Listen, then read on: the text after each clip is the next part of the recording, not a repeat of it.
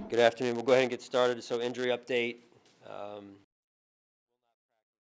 In with he's got an ankle from the game the other night. Cam Lewis in the protocol. Mitch Morse, Connor McDermott, and Russ Bodine. Those last three will be in red jerseys. So with that, we'll open it up to your questions. Coach, I know it's a process, this whole preseason, but how on schedule or ahead of schedule do you feel your defense is at this point? Yeah, I would say that there's certainly some things that we've done well. A number of things that that said, I didn't think we did a good enough job the other night defending the run, and so we've got to get better in that regard. And so. I'll let you be the judge of that, whether or not we're on schedule or not, but I just think that there's certainly a lot of work to do yet. Sean, just to clarify, Mitch is still in the protocol? He is, correct. So Tanya said his knee is healed enough for. Yeah, it's coming around. I mean, today is going to be more of a jog through type practice anyway, so kind of got an extra day here. So yeah, it's coming around. How soon do you feel like you need to have your five figured out on the offensive line so that they can kind of build continuity? Yeah, I mean, I think the one advantage to it, Matt, is that through some of the injuries that we incurred in training camp, Mitch being out, it's provided some position flexibility or versatility, and so that I think is good for us. But that being said, we want to get this thing set here in the foreseeable near future here. So, Sean, with Cody, for his development, the best path, is it the best to pick a spot for him sooner than later, for him to really get his development on track, whether it's at guard and or tackle? yeah, I mean that's a little bit what this what Matt's question was. But again, I mean, I think it's just been a display of his mental toughness, really, to be able to come in as a rookie, play two positions, play both at a high level from the standpoint of it's not in practice, it's been in games, and so, but just overall, I think it would benefit us once we get this thing set to have that consistency and continuity. With Jason Kroom and Dawson Knox, how close are they to being able to be full participants? They'll be out there today. We're just taking it one day at a time with both of them right now, and I think they've both made progress. We'll see a little bit more today once I get out there, and then tomorrow as well. Sean, why does it seem, at least if you go back to last year in regular season games, when you were in empty, it looked like Josh it was natural for him to try. I know it's preseason game planning, but you did some of that the other night, and it also worked well for him. Why do you think that's a good fit for maybe specifically him as a quarterback and team? Yeah, I think, Vic, you just have to ask Josh overall. But we evaluate a lot of things day to day, and then in particular in the off season. So we were just taking the other night what the defense gave us, and it gave us some matchups, and so I thought Josh did a good job of understanding what the defense was, and then getting the ball where it needed to go based on the scheme. And it's also a case too where there's got to be heightened awareness, right? I mean, you're taking that, you're selling out to get people in patterns, and it's timing. So your trust level must be high enough to want him to do that.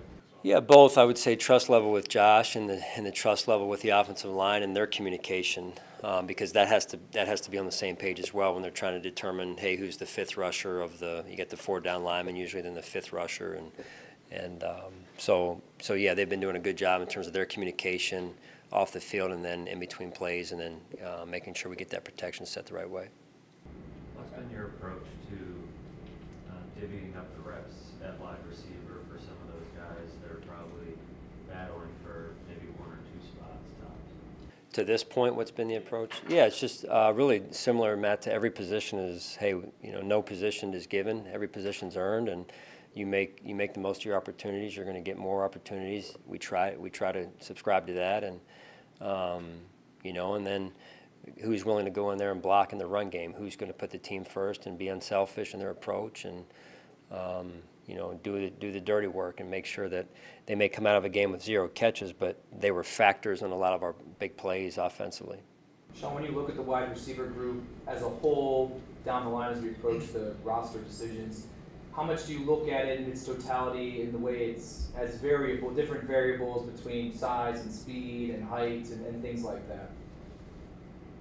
Yeah, I mean, I mentioned before, we got these little guys that run around out there. I think that's been good. But I saw, some flashes the other night from some of the other players too, which is great in the second, third, and fourth quarter. That I think some of those guys deserve opportunities to get a little bit more reps and run. And so, regardless of the size, I mean, we're looking for good football players that make plays.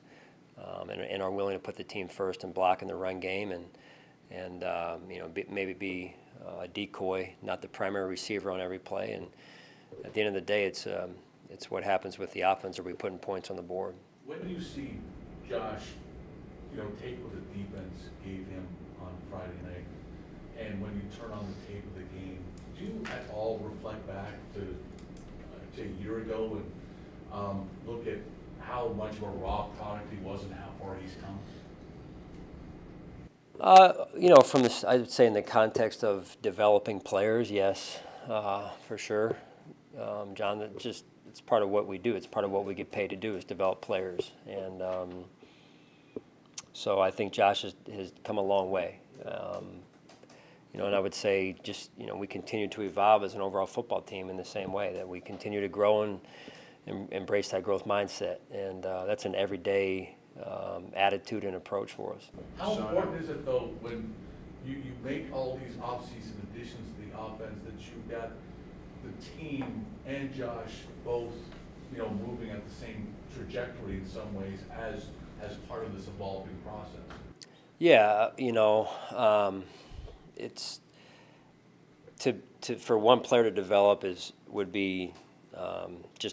would not be the right approach for us as a staff, and then you need to develop around your quarterback, and whether it's offensive line play, receiver play, running back play, that's what we subscribe to, and so we've got a lot of work to do, and that was one game, and now we've got to get back at it this afternoon and this week. Sean, after a week where you put one corner on IR and signed another, how important was Kevin Johnson's performance in, I guess, further determining what his role on this team is?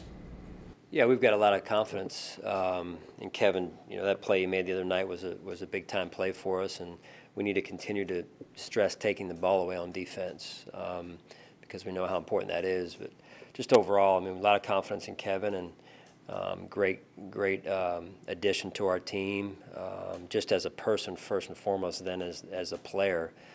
So he continues to grow and hone his craft, and I think this will be another big week for him this week. Sean, when you guys signed Andre, obviously we all knew about his returnability. In the last few years, that's really kind of what he's been. What was it about him and his receiving skills that allowed you guys to put him right in there and kind of have him flourish in that role so far? As far as the receiving, yeah. I mean, I think that's probably one of the more uncelebrated, aspects of his game. But he's, he can do some things out there for you. And the thing that really jumps off to me in the film when you watch it is he's a very unselfish player. He puts the team first. He blocked extremely well the other night, ran some people off to open up space for some other receivers, and you never hear him say really two words about it, right? He wants to win, and when you put the team first, you give yourself a chance to win. Kind of a training camp as Trent Murphy had, and how do you kind of maybe compare it to where he was at this time last year when he was trying to come back from the knee? Yeah, he's and Jay, we thought last year we kind of coming off the knee and everything, we felt like we would anticipate the type of year maybe that he would go through and the challenges he would go through, and now what we see now and what we saw when he got back here in the spring was a player that had worked. Not that he didn't before, but he wasn't now this season thinking about just solely his knee. Now he's thinking about his whole body, and he can focus on himself with that in mind, as opposed to just one area of his body. So He's more comfortable in the system, it appears, as well. He came from a different system than we have here, and he's been a great addition to our team, and he continues to grow in understanding his role in this defense and how you got to play. Sean, where's Tyler Crawford his recent process? He's moving in the right direction. It's a lot goes on behind the scenes with Tyler, and he's busting his tail. He's putting a lot of work, and I can tell he's moving in the right direction. Where that goes from here, we'll see. But I appreciate his work ethic. Sean, with Christian in such a unique situation as he's learning the game at such a rapid pace, he said last week it's like he's a 4-year-old when he was talking to some of his teammates. What's the chances of him making this team, and how tough of a decision is that, because you have that ability to put him on that exempt spot and let him kind of take his time to learn? Yeah, I mean, to sit here and think, how far he's come, and to go back to like his first day in the meeting room is crazy, because here's a guy, if you just put up the holes, hey, this is the 1 hole, the 3 hole, the 5 hole, and just the numbering system of how offensive plays are called. It was foreign to him. So he's come a long way, and I give a lot of credit to him and his teammates and Coach Skipper there. And again, I thought the other night he was about his second overall touch as an NFL player. He's like, he's making this look easy. Anybody can do this, right? So and there's probably a lot of people out there that think they can, in fairness to them. So no, it's been special to watch him and his growth, and those are the moments as a coach you just love to hear about and see. Sean, what did you see in as far as Ed Oliver's development in his second pro game? Yeah, still, I liked, that he got his hands up and knocked that third down pass down. That was important. He showed some juice and some excitement, and I think he's starting to understand how you have to play in this league. And but there's still a lot of work to do. I really appreciate the way he's adjusted his game and his approach to the game since we began training camp. There was a moment, I might have harped on it a little much, but where Cam and Captain are talking, and Cam says something about when we're done with 91, he'll need an asthma pump, and you just see Ed kind of stare at him and then walk away. Is that kind of his personality, where he's not really loud, he's not a big talker, he just kind of goes about his work? So Cam, you're saying Cam, which Cam? Newton. Cam Newton and Captain were talking? Yeah. And what did they say? Cam said something like, they're arguing on who won practice that day. Cam said, when we're done with 91, they'll need an asthma pump and whatever. Ed just kind of stares at him and walks away. But like I said, is that kind of his personality, where he doesn't really do a lot of rah-rah? Yeah, I don't know. I mean, I think he's out here to get a job done, right? And whether he talks or he doesn't, at the end of the day, I want these guys to be their true selves, and that's showing their true personality. So I think he loves to compete. What did you learn about your team week you spent away in Carolina? Yeah, I don't know if it's anything I learned as much as just it was reinforced of how much these guys are good guys, love to compete, and love being around each other. They love to work hard. These guys, we go on a trip, and it was different weather. It was hotter than what it is here, than what we experience here, and you go back-to-back days, and then you go and you play, and they stayed hungry the whole time, which I think that's a sign of a true competitor and a competitive team, when you can continue to have that approach every day when you get up out of bed, that they got that type of attitude and that type of just willingness to compete at a high level. Last one, guys. You mentioned that some players have earned more reps. Is Christian one of those, when they get more reps, maybe on the second team, maybe less? Yeah, well, we'll see. We'll see. I mean, we're just getting into the first day, really, of a new week here, so we'll kind of set that table as we go. Yep. All right. Thanks, guys.